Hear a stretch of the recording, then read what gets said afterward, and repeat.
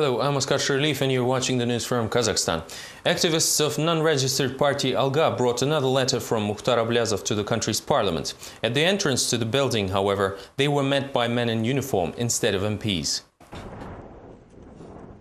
Activists of political party Alga once again tried to deliver Mukhtar Ablyazov's letter to Kazakh MPs. Copies of documents with information about the president's son-in-law Timur Kulibayev along with Ablyazov's appeal were included in the envelope. The Senate's office had no other choice but to accept the papers. The lower chamber, however, can no longer do even that.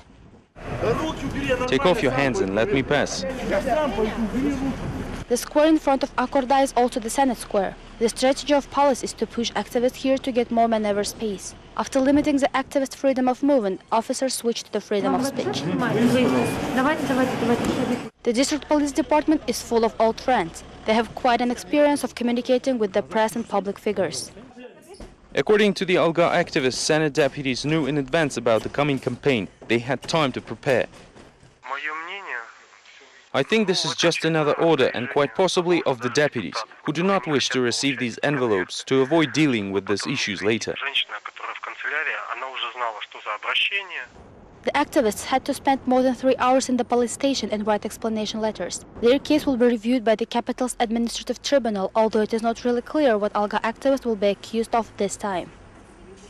Dozens of public and political activists took part in another action in Almaty. They participated in a memorial service for Altynbek Sarsimbayev and his 2 assistants who were killed 4 years ago. The gathered activists yet again demanded the authorities to reveal who is really responsible for the crime.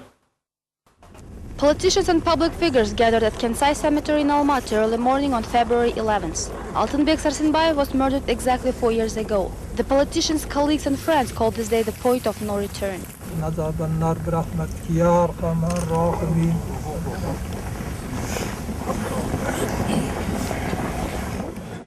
Oraz Jandosov walked this path before to identify the bodies of his comrade, as well as his assistant Vasily Zhuravlev and Bauzhan Baybosyn. All 3 were shot and their bodies brought here. Now 3 buckets of red carnations lay at the place of the tragedy.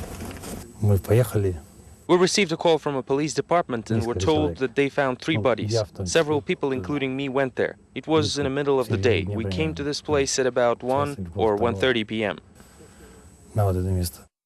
Crime perpetrators, according to investigation, were law enforcers, police officers and members of the Special Forces team of the National Security Committee. Yerzhan Utimbayev, Senate Chief of Staff at that time, was found the commissioner of the killing. Personal animosity was named the reason for the assassination. Later exiled President's son-in-law Rakhat Aliyev put forward his version of events in his banned Kazakhstan book Godfather-in-Law. He blamed the top echelons of power.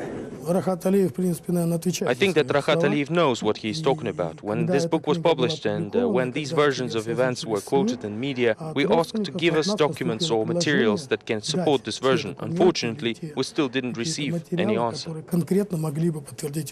Sarsimbayev's associates are not satisfied with the official investigation results. According to journalist Sergei Duvanov, this case involves numerous witnesses, investigators and officials.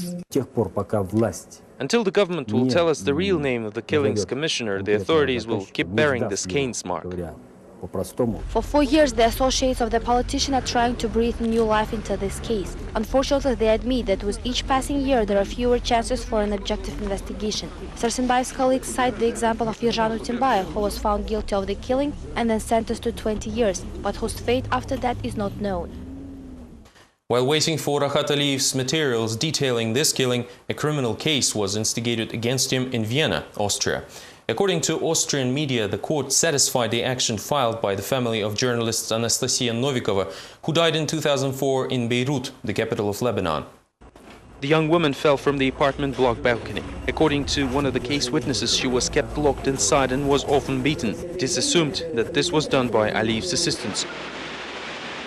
Aliyev was sentenced to 20 years in absentia after a Kazakh court found him guilty of organizing and leading a criminal group, divulgence of state secrets and national property embezzlement. It is also assumed that Aliyev is involved in the kidnapping of Nurbank top managers Timur Aliyev and Khasenov, who disappeared 3 years ago.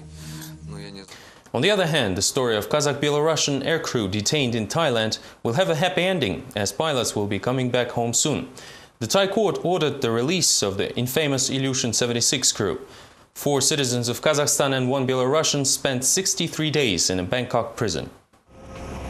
The aircraft registered in Georgia was arrested by Thai authorities on December 11th last year with 35 tons of weapons and ammunition on board. Now the detained crew, Viktor Abdullayev, Alexander Zrybnev, Ilyas Isakov, Vitaly Shumkov and Mikhail Petukhov, are awaiting deportation to their homeland. Newspaper The Bangkok Post reports that Thailand decided not to press formal charges against the pilots because a major country, likely Russia, has stood up for them.